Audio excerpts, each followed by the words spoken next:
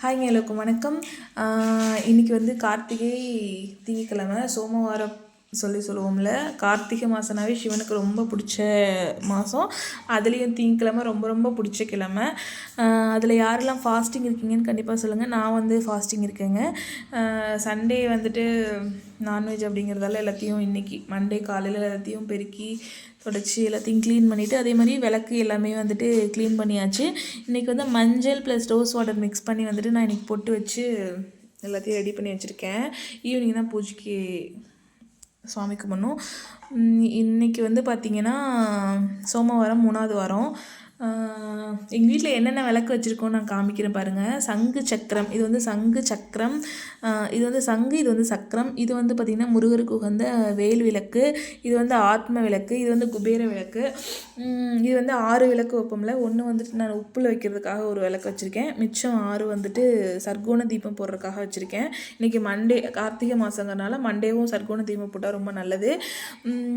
இது வந்துட்டு லக்ஷ்மி குபேர பூஜை செய்யும்போது இந்த 2 விளக்கையும் நான் யூஸ் பண்ணுவேன். ஸோ இப்போ தொடர்ந்து நான் இந்த விளக்கு வந்து ஏற்றி யூஸ் பண்ணிகிட்ருக்கேன்.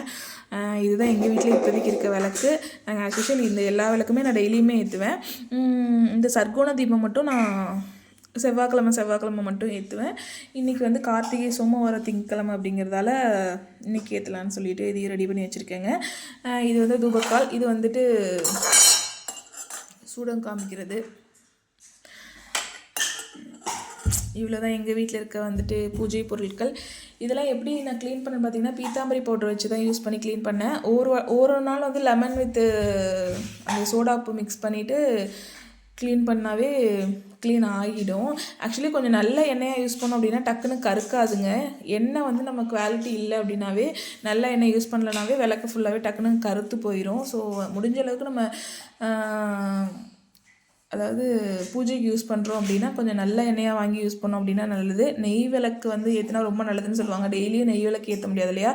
ஸோ வந்துட்டு வெள்ளிக்கிழமை, செவ்வாய்க்கிழமை இந்த நாள் வந்துட்டு நெய் விளக்கு ஏற்றினா ரொம்ப நல்லது. ஏதாவது ஒரு விளக்கு 2 விளக்குலையாவது நெய் போட்டு விளக்கு ஏற்றினீங்கன்னா ரொம்ப ரொம்ப நல்லது.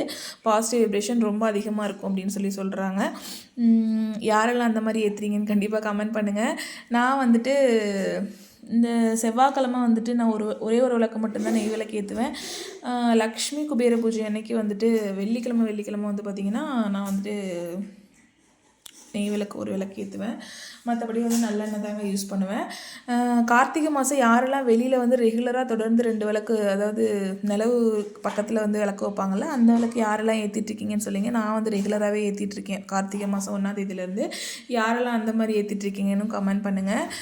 இன்றைக்கி வந்து சிவன் கோவிலுக்கு யார் யார் போயிட்டு வந்தீங்க, இனிமேல் யார் ஈவினிங் போகிறீங்க அப்படின்னு கண்டிப்பாக கமெண்ட் பண்ணுங்கள். நான் வந்துட்டு ஈவினிங் தான் கோயிலுக்கு போயிட்டு வரணும். நான் இன்றைக்கி போயிட்டு வந்து உங்களுக்கு அந்த வீடியோவும் போடுறேன். அதாவது நாங்கள் இப்போ வந்து நாங்கள் மகாராஷ்டிராவில் கல்லம் அப்படிங்கிற இடத்துல இருக்கோங்க. ஹஸ்பண்ட் ஒர்க்குக்காக இங்கே இருக்கோம். இங்கே வந்து சிவன்லாம் வந்து தொட்டு அப்படியே ஆத்மார்த்தமாக சாமி கும்பிட்டுக்கலாம். பட் இருந்தாலும் தமிழ்நாட்டில் இருக்க அந்த வேத மந்திரங்களாம் ஒலிக்கும் போது கும்பிட்ற சுவாமிக்கும் இதுக்கும் டிஃப்ரென்ஸ் நிறையா இருக்குது. பட் ஆனால் அதை கம்பேர் பண்ணும்போது போன வாரம் நான் வந்து சுவாமியை அப்படியே தொட்டு அப்படியே சிவபுராணம் படிக்கும்போது சுவாமியே அதை உள்ளே வந்து ஹார்ட் பீட் சாமி வந்து உட்காந்துருக்க மாதிரி ஒரு ஃபீலிங் வந்துச்சு. யாருக்கெல்லாம் அந்த மாதிரி ஃபீலிங் அனுபவங்கள் கிடச்சிருக்குன்னு கண்டிப்பாக கமெண்ட் பண்ணுங்கள்.